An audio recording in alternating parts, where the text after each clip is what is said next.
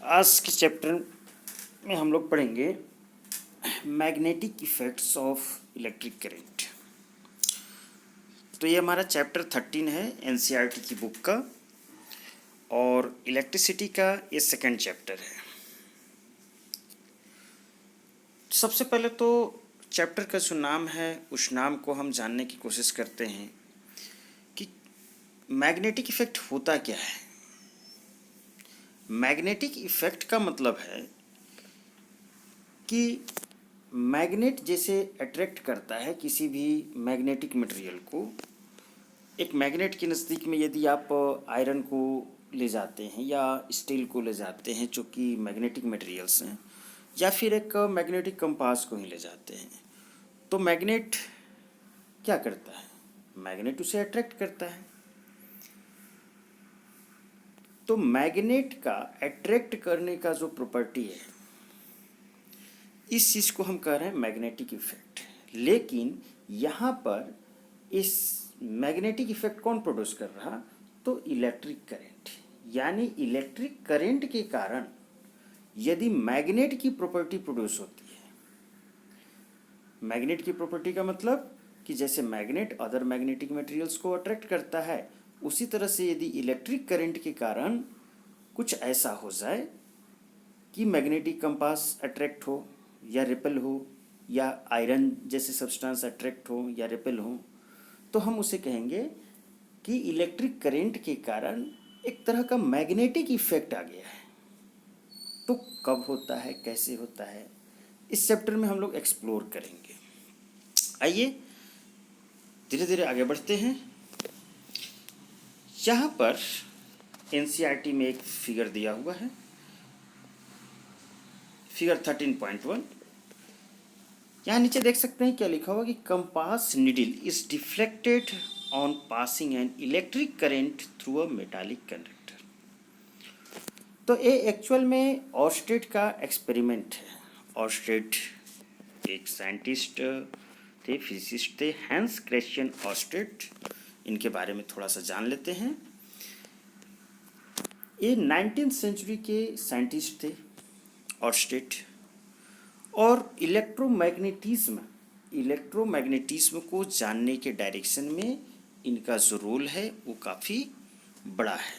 अब ये इलेक्ट्रोमैग्नेटिज्म क्या है, तो इसी में आगे बढ़ते हुए हम इस चीज़ को डिफाइन यहाँ पर करेंगे कि इलेक्ट्रोमैग्नेटिज्म क्या है और इसमें इनका क्या रोल था।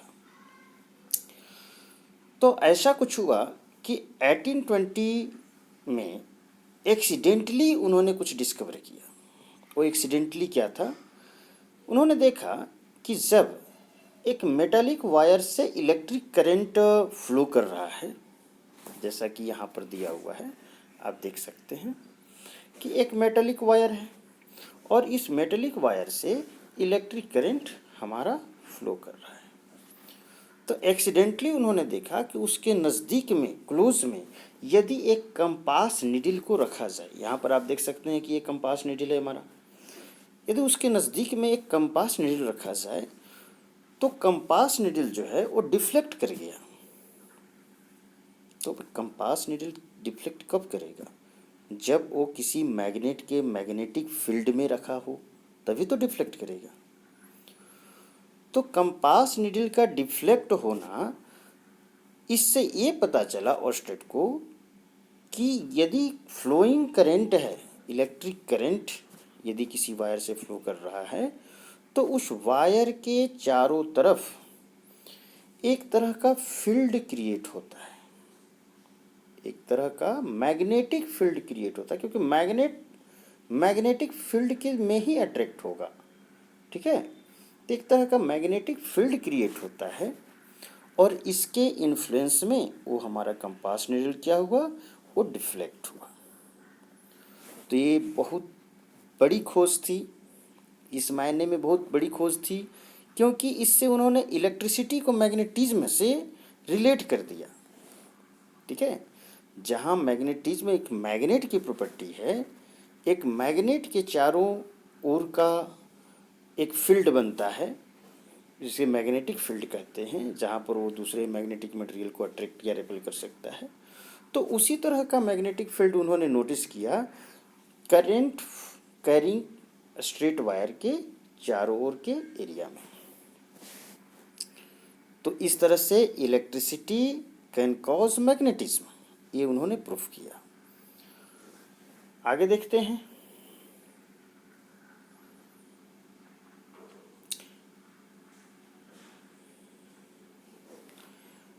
अब उन्होंने ये कहा कि दो through this observation Oersted show that electricity and magnetism वे आर रिलेटेड। तो यहाँ पर हमने देखा कि इलेक्ट्रिसिटी के कारण मैग्नेटिज्म को प्रोड्यूस किया जा सकता है। अब इसका रिवर्स पूछा जाए, इसका अपोजिट पूछा जाए कि क्या मैग्नेटिज्म के कारण इलेक्ट्रिसिटी प्रोड्यूस किया जा सकता है।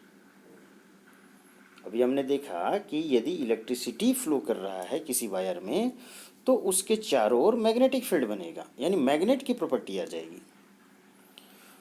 तो फिर इसका रिवर्स में क्वेश्चन है कि क्या मैग्नेट का यूज करके, मैग्नेटिज्म का यूज करके इलेक्ट्रिसिटी को जनरेट किया जा सकता है। तो अभी के लिए आप याद रखेंगे यस, मैग्नेटिज्म को यूज करके, मैग्नेट को यूज करके हम इलेक्ट्रिसिटी जनरेट कर सकते हैं। इसी चैप्टर में जब हम जनरेटर पढ़ेंगे तो वहाँ इस चीज़ को देखेंगे कि कैसे मैग्नेट के यूज से, मैग्नेटिज्म के यूज से इलेक्ट्रिसिटी को जनरेट किया जा रहा है। तो इस तरह से electricity can cause magnetism and magnetism can generate electricity. So electricity and magnetism are interrelated to each other, and the branch of physics which studies the interrelation of electricity and magnetism is called electromagnetism। तो यहाँ से हम लोग इस चीज़ को देखेंगे कि electromagnetism क्या होता है। तो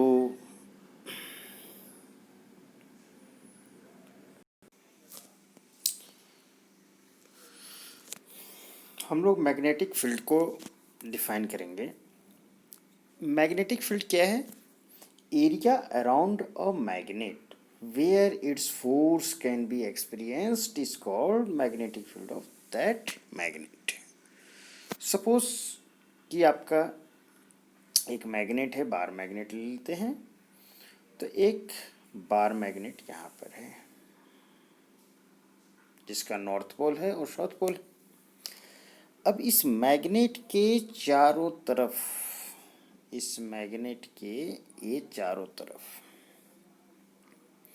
इस मैग्नेट के चारों तरफ एक एरिया है आप, जहाँ पर ये, इस एरिया के अंडर में जो भी पॉइंट्स हैं उन सारे पॉइंट्स पर यदि किसी भी पॉइंट पर कोई मैग्नेटिक मटेरियल रखा जाए, आयरन, स्टील या फिर किसी दूसरे मैग्नेट को ही रख दिया जाए या कंपास नीडल रख दिया जाए, तो उस पर एक फोर्स लगेगा, या तो अट्रैक्ट होगा या रिपेल होगा इस मैग्नेट के द्वारा, जिसका मैग्नेटिक फील्ड हम ले रहे हैं।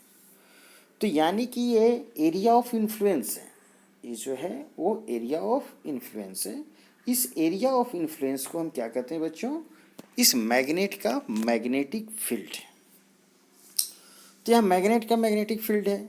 जरूरी नहीं है कि मैग्नेटिक फील्ड वर्ड आया है तो कोई मैग्नेट ही हो जिसके चारों ओर ये मैग्नेटिक प्रॉपर्टी वाला, मैग्नेटिक इन्फ्लुएंस वाला फील्ड बने।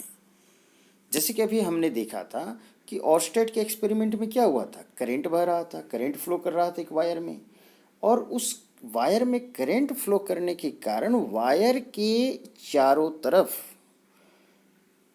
मैग्नेट के फोर्स लगाने की एबिलिटी आ गई थी चारों तरफ के एरिया में। जैसे मैग्नेट किसी अदर मैग्नेटिक मटेरियल को अट्रैक्ट कर सकता है, उसी तरह से उस एरिया में भी वो प्रॉपर्टी आ गई थी। तो वहाँ भी एक मैग्नेटिक फील्ड क्रिएट हो गया था। तो वहाँ पर मैग्नेटिक फील्ड जो क्रिएट हुआ, वहाँ कोई मैग्नेट तो नहीं था। यानी कि ये जरूरी नहीं है कि मैग्नेटिक फील्ड मैग्नेट के चारों तरफ ही बने। मैग्नेटिक फील्ड एक करंट कैरिंग कंडक्टर के चारों तरफ भी बनता है। तो याद रखना है कि मैग्नेटिक फील्ड वर्ड जो है वो मैग्नेट के चारों तरफ का इन्फ्लुएंस एरिया है। या फिर वो एक करंट कैरिंग कंडक्टर के चारों तरफ का इन्फ्लुएंस एरिया है जहाँ पर मैग्नेटिक फोर्स एक्सपीरियंस होता है। चलिए अब जो नेक्स्ट है, ये सारे टॉपिक तो हम लोग डिस्कस कर ही चुके हैं ऑर्स्टेड एक्सपेरिमेंट वगैरह के बारे में। अब आगे का हमारा टॉपिक है मैग्नेटिक फील्ड लाइंस को समझना। तो मैग्नेटिक फील्ड लाइंस क्या है? जैसे कि यहाँ पर आप देख सकते हैं कि एक बार मैग्नेट के चारों तरफ इस तरह से कुछ लाइंस बने हुए हैं, ये मैग्नेटिक फील्ड लाइंस है ना। तो ये मैग्नेटिक फील्ड लाइंस क्या होता है बच्चों, उसको समझना है। अब हमने देखा मैग्नेटिक फील्ड, तो मैग्नेटिक फील्ड है तो उसमें डिफरेंट पॉइंट का, ये मैग्नेटिक फील्ड है, ये मान लेते मैग्नेट है, तो डिफरेंट जो पॉइंट्स हैं उन सभी पॉइंट का पर किसी दूसरे मैग्नेट को रखा जाए तो कुछ न कुछ तो फोर्स लगेगा। मैग्नेटिक मटेरियल को रखा जाए तो कुछ न कुछ फोर्स लगेगा। सपोज आप यहाँ ए पर रखते हो तो फोर्स लगेगा, बी पर यदि आप आयरन को रखते हो तो वहाँ भी फोर्स लगेगा, सी पर रखते हो वहाँ भी फोर्स लगेगा। लेकिन क्या ए पर फोर्स, बी पर फोर्स और सी पर फोर्स, क्या तीनों फोर्स एक समान होगा और तीनों का डायरेक्शन भी एक जैसा होगा? नहीं। हर एक पॉइंट पर जो ये मैग्नेटिक फोर्स लगेगा उसका स्ट्रेंथ अलग अलग होगा और डायरेक्शन भी अलग अलग होगा। तो किसी भी मैग्नेटिक फील्ड के डिफरेंट पॉइंट्स पर फोर्स का स्ट्रेंथ और डायरेक्शन को बताने के लिए हम एक तरीका ईजाद करते हैं, एक तरीका बनाते हैं। तो तरीका क्या है? हम मैग्नेटिक फील्ड लाइंस खींचते हैं। तो यहाँ से मैंने बताया था मैग्नेटिक फील्ड लाइंस, इसका काम क्या है बच्चों कि उस मैग्नेटिक फील्ड में ए मैग्नेटिक फील्ड पर किसी भी पॉइंट का स्ट्रेंथ यानी कि मैग्नेटिक फील्ड का magnitude, strength and direction, magnetic field का स्ट्रेंथ एंड डायरेक्शन किसी भी पॉइंट पर मैग्नेटिक फील्ड का यानी उसके कारण जो फोर्स लग रहा है उसका स्ट्रेंथ एंड डायरेक्शन को बताने के लिए हम एक लाइंस का पैटर्न्स खींचते हैं और इस पैटर्न को कहते हैं मैग्नेटिक फील्ड लाइंस। तो ये बच्चों क्या दिखाता है मैग्नेटिक फील्ड लाइंस? किसी भी पॉइंट पर मैग्नेटिक फील्ड का स्ट्रेंथ और डायरेक्शन, इन दो चीज़ों को बताने के लिए ही हम ये नया षड्यंत्र रचते हैं, मैग्नेटिक फील्ड लाइंस का षड्यंत्र रचते हैं। ठीक है, तो अब डिफाइन कर लेते हैं कि मैग्नेटिक फील्ड लाइंस हमारा होता क्या है। तो देखिए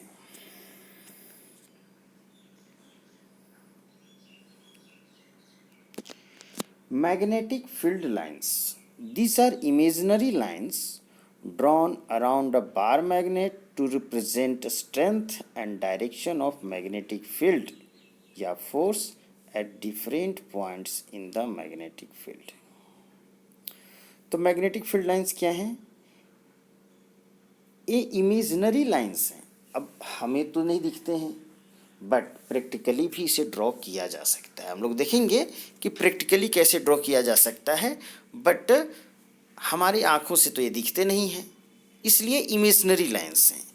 these are imaginary lines drawn around a bar magnet to represent a strength and direction of magnetic field और force at different points in the magnetic field.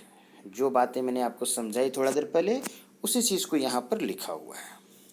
Magnetic field lines हम लोग imaginary lines हैं, किसी magnet के चारों ओर draw किया जाता है। वो क्या बताते हैं? तो मैग्नेटिक फील्ड पर जो डिफरेंट पॉइंट्स हैं उस पॉइंट्स पर मैग्नेटिक फील्ड का स्ट्रेंथ और डायरेक्शन बताते हैं। ठीक है, मैग्नेटिक फील्ड का मतलब आप फोर्स से सिनोनिम लेंगे, क्योंकि मैग्नेटिक फील्ड क्या है? मैग्नेटिक फील्ड का स्ट्रेंथ मतलब उस पर जो फोर्स लग रहा है उस पॉइंट पर उसका स्ट्रेंथ, मैग्नेट के कारण जो फोर्स लग रहा है उसका स्ट्रेंथ। अब हमारे पास यहाँ एक फिगर दिया हुआ है, ए मैग्नेटिक फील्ड लाइंस बताता है अराउंड अ बार मैग्नेट।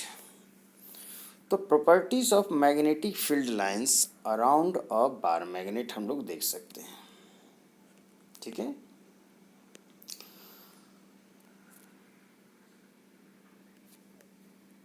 तो क्या क्या प्रॉपर्टीज़ होते हैं, किस तरह का मैग्नेटिक फील्ड लाइंस बनता है, उसका क्या पैटर्न होता है, जो एक बार मैग्नेट के चारों ओर मैग्नेटिक फील्ड लाइंस बनेगा उसका पैटर्न क्या होगा। तो सबसे पहली बात आपको याद रखना है कि ये जो मैग्नेटिक फील्ड लाइंस होते हैं वो क्लोज्ड लाइंस होते हैं, क्लोज्ड कर्व्स होते हैं। क्लोज्ड कर्व्स, क्लोज्ड कर्व ये यहाँ से ये ऐसे आया और ये अंदर का तो है नहीं बट अंदर जा तो रहा है, एंटर कर रहा, इसलिए एक क्लोज्ड कर्व है। ठीक है, कंप्लीट होता है।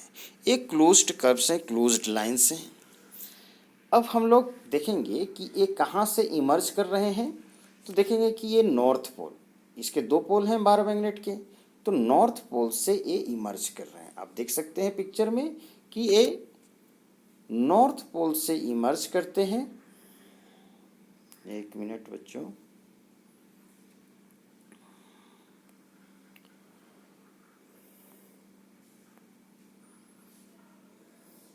ये नॉर्थ पोल से निकल रहे हैं। ये नॉर्थ पोल आप देख सकते हैं कि नॉर्थ पोल पर बाहर की तरफ जा रहे हैं, बाहर की तरफ जा रहे हैं, बाहर की तरफ जा रहे हैं। यहाँ से निकल कर ये इधर मुड़ रहा है, बाहर की तरफ ही है। ये बाहर की तरफ अपना मुड़ कर इधर जा रहा। तो नॉर्थ पोल पर ये emerges from north pole, north pole से निकलते हैं और जाते कहाँ हैं, तो साउथ पोल की तरफ, और साउथ पोल में एंटर करते हैं, फिर एक कंप्लीट कर्व बनाते हैं, क्लोज्ड कर्व बनाते हैं। तो it emerges from north pole and enters into, घुसते हैं, कहाँ घुसते हैं, साउथ पोल। इट इमर्जेस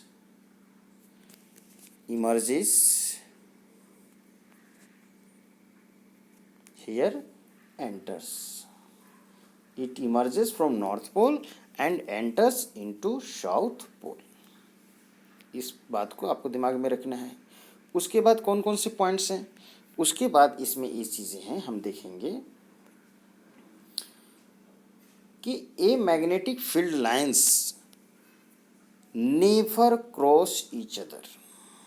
तो चलिए ये क्रॉस तो नहीं कर रहे हैं, ये क्लोज्ड हैं, ये क्रॉस नहीं करते हैं। ये क्रॉस क्यों नहीं करते हैं, इसका रीज़न हम लोग देखेंगे बाद में। क्रॉस करने का मतलब क्या है कि सपोज कीजिए कि मैग्नेटिक फील्ड लाइन से एक यहाँ निकला, यहाँ एंटर किया, एक और मैग्नेटिक फील्ड लाइंस यहाँ से निकला जो कि ऐसे एंटर कर रहा, तो यहाँ पर एक क्रॉस करेंगे। तो इस तरह का क्रॉस नहीं करते हैं। क्यों नहीं करते हैं, इसका रीज़न हम लोग समझने की आगे कोशिश करेंगे, अभी दिस टाइम नहीं। अब हमें ये समझना है इनसे संबंधित कि जैसा मैंने कहा था कि फील्ड लाइंस क्या बताते हैं, ये किसी पॉइंट पर मैग्नेटिक फील्ड का स्ट्रेंथ बताएंगे और डायरेक्शन बताएंगे। तो ये कैसे बताते हैं स्ट्रेंथ और डायरेक्शन, इसको तो समझना पड़ेगा ना। आखिर जिस पर्पस के लिए इन्हें ड्रॉ किया गया है उस पर्पस को ये कैसे फुलफिल करते हैं, यानी कि किसी भी पॉइंट पर ये मैग्नेटिक फील्ड का या फोर्स का स्ट्रेंथ और डायरेक्शन कैसे बताएंगे। तो सपोज कीजिए कि यहाँ पर पॉइंट ए है, एक पॉइंट रेंडमली हमने लिया, ए सपोज कीजिए कि इस पॉइंट पर है, ए है, रेंडमली लिया। अब इस पॉइंट से पास करने वाला, इस पॉइंट पर हमको बताना है मैग्नेटिक फील्ड का स्ट्रेंथ और डायरेक्शन। तो पहले स्ट्रेंथ की बात करते हैं। तो इस पॉइंट से पास करने वाला मैग्नेटिक फील्ड लाइंस को हम लोग ड्रॉ करेंगे, पता करेंगे या ड्रॉ करेंगे, जो भी करना है। तो सबसे पहले तो हम इस पॉइंट से पास करने वाले मैग्नेटिक फील्ड लाइंस का पता करते हैं कि कौन सा मैग्नेटिक फील्ड लाइंस इससे पास कर रहा। चलिए ठीक है। और उसके बाद हमें देखना है कि उसके नज़दीक के एरिया में, एकदम क्लोज एरिया में, उस पॉइंट के क्लोज एरिया में जो भी फील्ड लाइंस हैं उसको हम एक देख लेंगे ऐसे बना करके कि ये फील्ड लाइंस क्लोजर हैं या एक दूसरे से दूरी पर हैं, यानी कि इन फील्ड लाइंस के बीच का गैप क्या है, उनकी डेंसिटी क्या है। यदि ये फील्ड लाइंस जो पॉइंट ए के नज़दीक वाले क्षेत्र में जो फील्ड लाइंस हैं वो क्लोजर हैं, तो इसका मतलब होगा कि पॉइंट ए और उसके आसपास के एरिया में स्ट्रेंथ जो है मैग्नेटिक फील्ड का वो स्ट्रॉन्ग है। और यदि ये फील्ड लाइंस थिनर हैं, यानी उनके बीच का गैप ज़्यादा है, उनकी डेंसिटी कम है, इसका मतलब है कि उनका स्ट्रेंथ जो है उस पॉइंट पर वो कम है। तो आपको यहाँ से क्लियर हो गया होगा कि मैग्नेटिक फील्ड लाइंस का डेंसिटी या क्लोजनेस हमें स्ट्रेंथ बताता है। डेंसिटी और क्लोजनेस, मैग्नेटिक फील्ड लाइंस की डेंसिटी और क्लोजनेस हमें क्या बताता है? ये हमें बताता है स्ट्रेंथ ऑफ मैग्नेटिक फील्ड, ये स्ट्रेंथ बताता है। तो बातें आपको समझ में रहेंगी, ध्यान में रहेंगी, याददाश्त में रहेंगी। चलिए, अच्छी बात है। अब इसी के आधार पर हम लोग कुछ और पॉइंट्स देखेंगे। जहाँ तक बात है कि डायरेक्शन कैसे मैग्नेटिक फील्ड लाइंस बताता है, इसको भी थोड़ी देर के बाद डिस्कस करेंगे। अभी इस स्ट्रेंथ से रिलेटेड ही कुछ चीज़ों को, कुछ पॉइंट्स को देखते हैं। हम एक चीज़ नोटिस करते हैं कि जो पोल वाले एरियाज हैं, यानी कि नॉर्थ पोल हो या साउथ पोल हो, ये जो पोल वाले एरियाज हैं, यहाँ पर हम देख सकते हैं कि ये फील्ड लाइंस काफ़ी नज़दीक नज़दीक हैं, काफ़ी क्लोज़र हैं, काफ़ी नज़दीक नज़दीक हैं और काफ़ी ये क्लोज़र हैं। तो इससे क्या पता चलता है? इससे पता चलता है कि पोल वाले एरियाज में मैग्नेटिक फील्ड का स्ट्रेंथ ज़्यादा होता है, स्ट्रोंगर होते हैं मैग्नेटिक फील्ड पोल एरियाज में। और बीच वाले पार्ट में देखेंगे तो उतनी डेंसिटी नहीं है, बीच वाला पार्ट का डेंसिटी जो है वो उतना ज़्यादा नहीं है। यानी कि इस पार्ट में, बीच वाले पार्ट में, पोल को छोड़ करके जो रेस्ट पार्ट है वहाँ पर हमारी मैग्नेटिक फील्ड का स्ट्रेंथ कमज़ोर है, वीक है, और पोल पर स्ट्रोंग है। चलिए, अब एक और पैटर्न देखते हैं स्ट्रेंथ से रिलेटेड, कि देखते हैं कि जैसे जैसे मैग्नेट से दूरी बढ़ती है, जैसे जैसे दूरी बढ़ रही है, जैसे जैसे दूरी बढ़ रही है, हम क्या देख रहे हैं कि इन फील्ड लाइंस के बीच का गैप बढ़ता जा रहा है, बढ़ता जा रहा है। और हम जानते हैं कि यदि गैप बढ़ रहा है फील्ड लाइंस के बीच का, इसका सीधा साधा मतलब ये है कि मैग्नेटिक फील्ड कमज़ोर होता जा रहा है। तो कंक्लूजन क्या निकलता है बच्चों कि as we move away from the magnet, as we move away from the magnet, magnetic strength of magnetic field decreases. ठीक है, चलिए अब हम लोग डायरेक्शन से संबंधित बातें करते हैं कि डायरेक्शन कैसे पता करते हैं। तो डायरेक्शन पता करने के लिए हमारे पास रूल ए है कि सपोज कीजिए कि हमारा कोई एक पॉइंट है ए, ठीक है, और इस ए पॉइंट पर जो भी मैग्नेटिक फील्ड है उसका डायरेक्शन पता करना है। तो पहला काम, सबसे फर्स्ट काम हमारे पास हमारा ये होगा कि हम लोग ये देखेंगे कि इसे कौन सा फील्ड लाइंस पास कर रहा है, उसको देख लेंगे। यदि बना हुआ है तो ठीक है, नहीं तो बनाएंगे भैया, क्या करेंगे, मरता क्या नहीं करता। तो उस पॉइंट से पास करने वाला मैग्नेटिक फील्ड लाइंस का पता करेंगे, ड्रॉ करेंगे।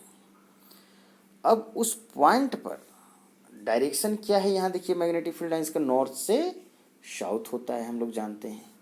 तो उस पॉइंट पर अब इसी नॉर्थ से साउथ डायरेक्शन में इस कर्व पर जो ये फील्ड लाइंस है उस पर हम एक टेंजेंट ड्रॉ करते हैं। किस डायरेक्शन में? नॉर्थ से साउथ डायरेक्शन में।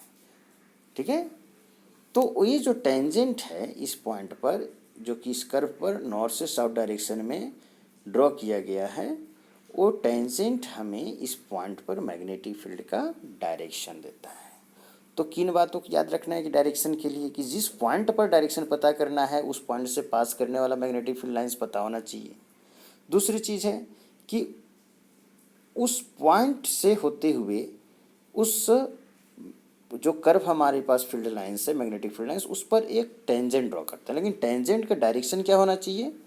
तो नॉर्थ से साउथ में होना चाहिए, यानी कि जो कर्व का डायरेक्शन है, मैग्नेटिक फील्ड का डायरेक्शन है, उसमें होना चाहिए। तो यहाँ से क्लियर हो गया। चलिए अब आगे बढ़ते हैं। एक पॉइंट मैंने डिस्कस किया था कि magnetic field lines never cross each other. ये मैग्नेटिक फील्ड लाइंस कभी भी एक दूसरे को क्रॉस नहीं करते हैं। तो ये मैग्नेटिक फील्ड लाइंस एक दूसरे को क्रॉस क्यों नहीं करते हैं? क्रॉस भैया इसलिए नहीं करते हैं क्योंकि सास भी कभी बहू थी, इसलिए क्रॉस नहीं करते हैं। यही बात है। देखिए, देखते हैं क्यों क्रॉस नहीं करते हैं। क्रॉस करा देंगे तो क्या घाटा हो जाएगा हमारा। सपोज कीजिए एक ऐसे लाइन है, एक क्रॉस कर रहा, और एक जो हमारा यहाँ ओरिजिनल लाइन है, देख रहे हैं, ये दोनों यहाँ पर क्रॉस कर रहे हैं, ठीक है।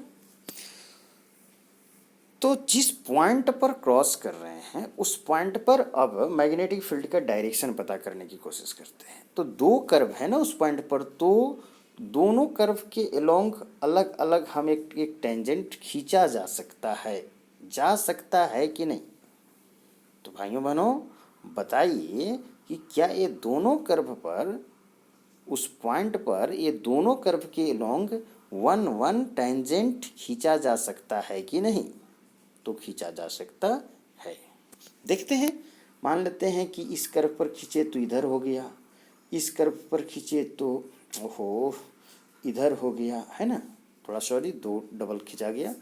तो एक ए है और एक ए है। तो चूंकि उस पॉइंट पर से दो टेंजेंट ड्रॉ किए जा सकते हैं, यानी कि उस पॉइंट पर मैग्नेटिक फील्ड का टू डायरेक्शन हो गया। ऐसा नहीं होता। मैग्नेटिक फील्ड के किसी भी पॉइंट पर मैग्नेटिक फील्ड का एक ही डायरेक्शन हो सकता है।